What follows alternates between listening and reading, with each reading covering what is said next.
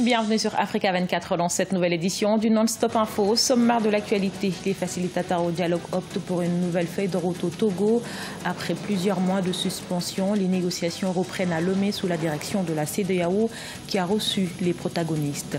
En Côte d'Ivoire, l'écrivain ivoirien Makariti est à la tête de l'association des écrivains du pays. Homme de lettres, il a fait de l'émergence de la littérature et la promotion de la jeune génération ses principaux défis. Et puis retour sur la célébration des 20 ans de l'orchestre de musique Patrouille des Stars de République du Congo, occasion de réunir les anciens membres cofondateurs du groupe sur un même podium. Vous le verrez.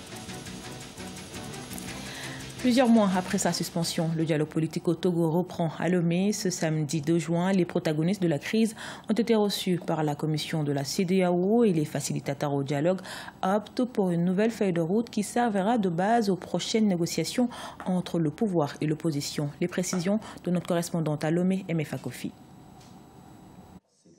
À la conférence des chefs d'État et de gouvernement de la Communauté économique des États d'Afrique de l'Ouest tenue à Lomé le 14 avril 2018, la commission de la CEDEAO avait été instruite d'apporter son appui aux facilitateurs dans la résolution de la crise politique au Togo. Ce samedi 2 juin, une délégation de la commission a rencontré les membres du parti au pouvoir, la coalition des 14 partis politiques de l'opposition et le gouvernement dans l'optique de faire le point sur les réformes constitutionnelles et autres recommandations issu de la dernière rencontre entre le facilitateur Nana Akufo-Addo et les différents protagonistes. La délégation va donc, après avoir écouté l'ensemble des partis, travailler sur un projet de feuille de route qui sera soumis aux deux chefs d'État, les deux facilitateurs. Et donc cette feuille de route va servir de base pour les discussions qui auront lieu avec les deux facilitateurs. La commission de la CEDEAO a reçu tour à tour les deux partis. Au sortir des échanges, la coalition de l'opposition dit avoir accompli sa mission. Du côté du gouvernement, l'on s'inscrit dans la logique des recommandations des chefs d'État et de gouvernement de la CEDEAO en date du 14 avril 2018.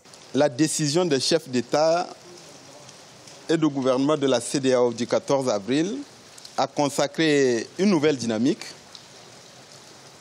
un nouveau cadre et un esprit qui doivent conduire aux échanges, aux discussions. On dit ce qu'on pense de la situation actuelle, de la recrudescence de la violence,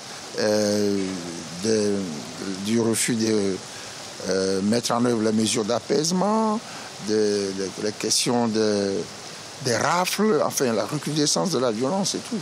Et on a demandé que ça cesse. Le dialogue pour la résolution de la crise togolaise a débuté depuis le 19 février 2018. Les discussions bloquent essentiellement sur la question de la candidature ou non du président Faure Gnassingbé en 2020. En ce dialogue, de nombreux Togolais semblent de plus en plus perdre espoir.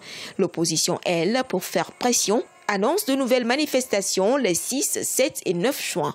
Du côté de la CEDEAO, les pourparlers se poursuivent. Les recommandations des facilitateurs sont attendues au prochain sommet des chefs d'État et de gouvernement prévu courant ce mois de juin 2018.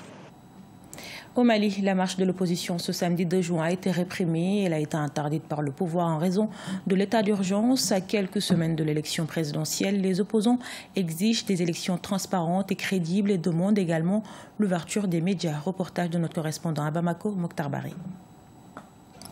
Dans la perspective des élections du 29 juillet 2018, l'opposition malienne comptait à travers une marche demander la tenue d'un scrutin transparent, mais aussi un accès équitable aux médias publics. Mais pour des raisons d'état d'urgence, les autorités maliennes avaient interdit la manifestation. Pas de quoi décourager les membres de la coalition pour l'alternance qui ont donc décidé de braver cette interdiction. Empêchés de se rassembler à la place de la Liberté et à la Bourse du Travail, les manifestants se sont donné rendez-vous au siège du parti ADP Maliba. Là, les forces de sécurité et les manifestants se sont affrontés à coups de gaz lacrymogènes et de jets de pierres. C'est absolument inacceptable. C'est de la violence gratuite. C'est absolument de la violence gratuite. C'est le début du fascisme au Mali. C'est le début de la dictature. C'est l'intolérance. C'est un gouvernement qui panique. C'est un gouvernement qui perd son sang-froid, qui viole les lois du pays. C'est inacceptable et nous ne le laisserons pas faire. Je crois que c'était une simple marche pour souhaiter des élections libres et transparentes. Qui peut être contre cela? C'était, je dirais, pour souhaiter qu'on vive bien dans ce pays et qu'un seul média ne fasse pas, je dirais, la vérité d'un seul camp. Pourquoi arriver à de telles violences? Après quelques heures d'affrontement, les manifestants sont parvenus à quitter les sièges du parti. Une visite à l'hôpital Gabriel Touré fait état des 16 blessés, dont un policier. En point de presse ce dimanche 3 juin, l'opposition a vivement condamné la répression de cette marche et a appelé ses partisans à une nouvelle mobilisation le vendredi 8 juin 2018. Mais c'est grave ce qui s'est passé hier, parce que notre démocratie au Mali, on sait dans quelles conditions on l'a accouchée. Comme l'a dit Tchéblin Dramé, ça a été accouché dans le sang. Ça s'est fait en 1991. Les mêmes acteurs qui étaient à la naissance de cette démocratie veulent maintenant saboter cette démocratie. Monsieur Ibrahim Boubacar Keïta, sous des dehors vraiment de républicains, est en train de s'accommoder de toutes les règles qui violent allègrement la démocratie. Pourquoi? Parce qu'il a peur. Il a peur de quoi? Il a peur des urnes. Il sait que les soutiens qui lui ont permis d'avoir tout simplement ces 77% se sont dérobés. Moi, je faisais partie de ça. De son côté, le ministère de la Sécurité a justifié l'intervention des forces de l'ordre par la volonté d'empêcher tout attroupement de nature à troubler l'ordre public. Par ailleurs, le secrétaire général des Nations Unies, qui a séjourné récemment à Bamako par la voix de son porte-parole, a appelé à l'apaisement et au respect des libertés au Mali. Toujours au Mali, les autorités annoncent le début de la distribution des cartes d'électeurs biométriques fixées au 8 juin 2018. La distribution se fera par les commissions administratives créées dans les différentes localités par les préfets, les maires et les gouverneurs. Pour les retraits, il faudra se rendre dans les communes du district, les villages, les ambassades et les consulats du Mali.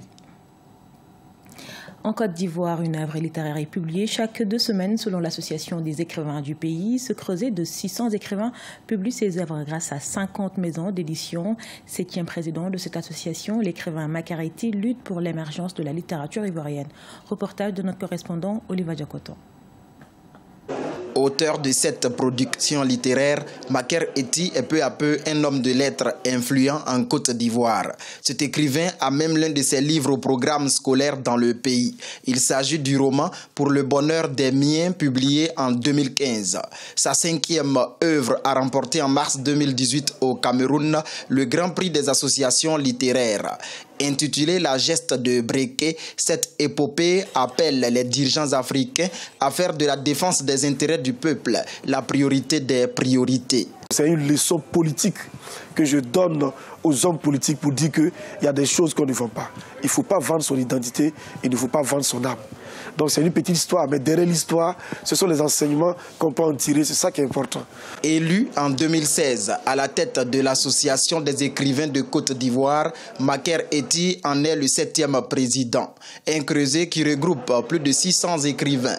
Sa mandature fait de plus en plus la promotion de la jeune génération. C'est un auteur prolixe, amoureux donc, de la belle lettre, amoureux de la bonne écriture et perfectionniste. Taloa Blé, la dévoreuse de livres, est la dernière parution de Makareti. Ce livre fait la promotion de la lecture chez les jeunes.